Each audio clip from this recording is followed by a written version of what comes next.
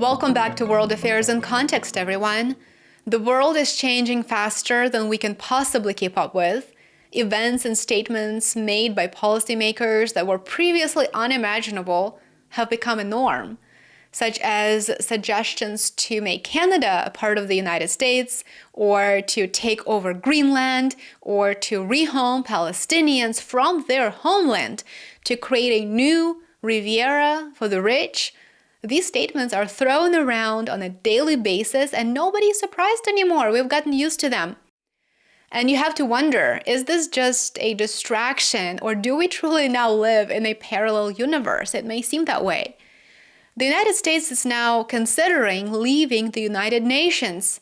In this video, I want to share the latest Republican-led bill that has been introduced, and also to briefly discuss the history of the UN and why this is nothing short of a ridiculous idea to leave the UN, even though the UN is not a perfect organization and it has many flaws, but there's no better alternative at this time.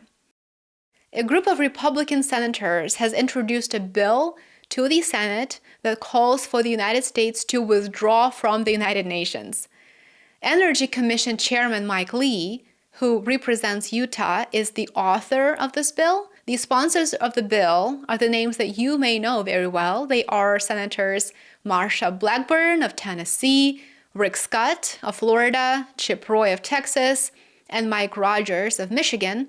They co-signed the bill. The United Nations is not perfect by any means, by any stretch of imagination. Many countries are calling for reforms, but it is the only opportunity that allows countries to gather, to discuss, and to align on important international issues. The United Nations was created on October the 24th, 1945, by the Soviet Union, the United States, and the Allied powers. This followed the end of World War II. And the main aim of the UN was promoting international cooperation, peace, and security. Those were great goals. Now, let's take a look at what the new bill is actually proposing. The president, it says, should fully terminate the United States membership in the UN and its membership in all organs, specialized agencies, commissions, and other bodies officially affiliated with the United Nations. But that's not where it ends. They actually went a step further, and they want to prohibit rejoining the United Nations without Senate approval. So in addition to that, they also propose to require the US to cease participation in UN peacekeeping missions. The United States does contribute a significant portion of the UN budget. The Council on Foreign Relations here, which is one of the leading US think tanks, reported that the US provided more than $18 billion to the UN in 2022. I have not come across what that contribution was in 2023 and last year in 2024, but I think it's safe to say that it was probably along the same lines. This amount is equal to about 1/3 of the organization's total budget, but this is not about the money. By withdrawing from the United Nations, the goal of the bill is likely to effectively destroy the UN as a credible, functioning organization. The goal is to deprive it of funding and effectively to reorganize the international order in a way that benefits those who truly stand behind this bill.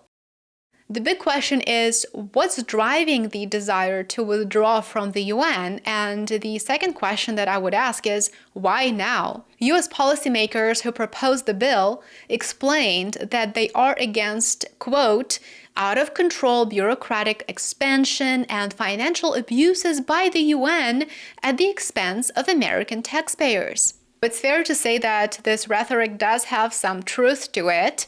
There are abuses, but this is nothing new, and the people who co-authored the bill knew all about those abuses very well for a long time. Where have these people been when US aid projects were spending billions of dollars on regime change operations, on silencing truth-speaking journalists in Ukraine, in the Middle East, and across the world. Where were they? Where were they exactly then? And why didn't they sound alarm to stop those abuses and to stop mismanagement of taxpayer funds? I would love to hear from them and see if they can explain. Perhaps there is a good explanation. The UN in and of itself is not the issue, although there are reforms that are necessary. The UN is far from perfect, but it's not the United Nations that enables corruption and that enables funding of hybrid warfare and such. It's the people who stand at the top and are allowed to abuse their power, to abuse their positions year after year. One of the sponsors of the bill, Senator Roy, argued that the UN, quote, and these are his words, quote, has failed for decades to prevent wars, genocides, human rights abuses, and even epidemics. That's an interesting one, despite all the money and attention. The truth is, the majority of the UN members have been trying to prevent the mass killings, the mass murder that's been taking place in Gaza. And let's remember who stood on their way. There were only several countries that consistently voted against, that consistently blocked a ceasefire resolution. And those were not the countries of the global south. The United States and its Western allies voted against diplomacy and peace multiple times. So Roy's comment is clearly more of a joke, I would say, than anything that should be taken or could be taken seriously. It is in fact shameful for a senator to make such untrue statements, to make such untrue claims that can be easily verified. Roy should be ashamed of himself, I would say.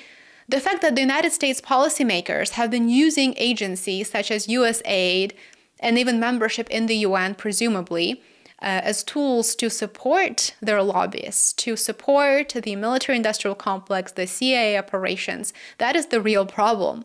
The fact that the very people who have been standing idle as such abuses of power took place are now wanting you to believe that leaving the UN is the only way to fix those issues. It is absurd. Blaming their own corruption on an international organization, the UN, is a laughable move. It appears to me that urging the United States to leave the United Nations is a move by the Republican Party to discredit the UN.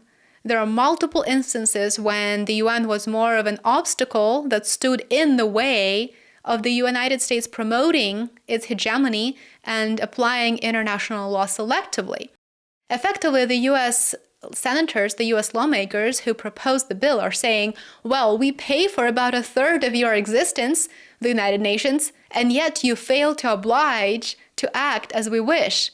That, to me, is the main message of this proposed bill by the Republicans. And by the way, if these were Democrats, by the way, who proposed the bill, I would be calling them out too. Remember that it was a US senator, none other than Lindsey Graham, our good old friend, who said that organizations such as the ICC and the ICJ were not created for Western countries. Lindsey Graham said that they were created by the West to police the rest of the world.